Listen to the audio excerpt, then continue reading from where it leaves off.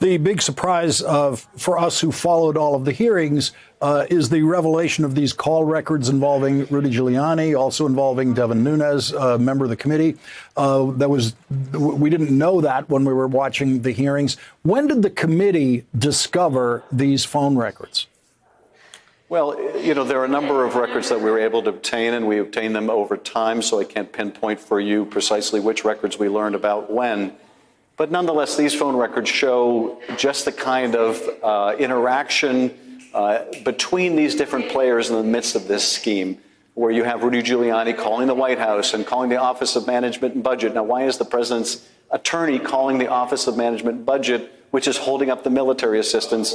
You have Giuliani obviously working with Parnas in touch with this reporter for The Hill magazine that's printing these false allegations about the Bidens, about Ukrainian supposed interference in the last election. And of course, you have the ranking member, Mr. Nunes, also in touch with these players.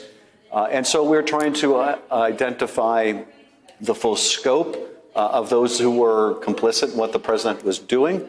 And these records give a window of insight into exactly that. Did the Republican members of the committee know that you had these telephone records while, for example, the hearings were going on? Yes. In fact, the Republican members were made aware of the subpoenas that we were sending out. The Republican members were given the same phone records and other records that we received.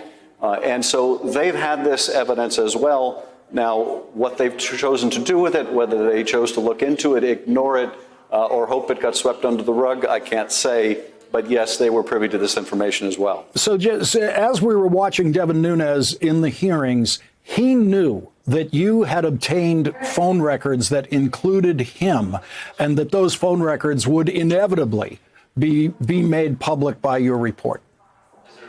Well, he certainly had possession of the records. Now, how much he looked into them, how much he discussed what they showed with his staff, I really can't say. You would have to ask him. But he's certainly aware of his own conduct. He's certainly aware of his own communications with Mr. Giuliani or Mr. Parnas or with others. And whether that and to what degree that informed his conduct during the course of the hearings, again, are questions for him to answer. There are some calls in there in which it's not clear, it's not identified exactly who Rudy Giuliani is speaking to. There's a New York Times report tonight indicating that the possibility is the president could be on the other end of those phone calls. What can you tell us about that? Well, the short answer is we don't know for sure. We are trying and have been trying to get records from the White House, which has been unwilling not only to share them with us, but it looks like unwilling to share them with witnesses like their own ambassador to the EU, Gordon Sondland. But we can see in the Roger Stone trial that when Roger Stone was in communication with the president, it showed up as a -1 number. Whether that's the same situation here, we don't know, but we're trying to find out. It is worth noting, however, that Rudy Giuliani has one client in the White House, and of course, that's the president. So this is part of the picture that we continue to investigate.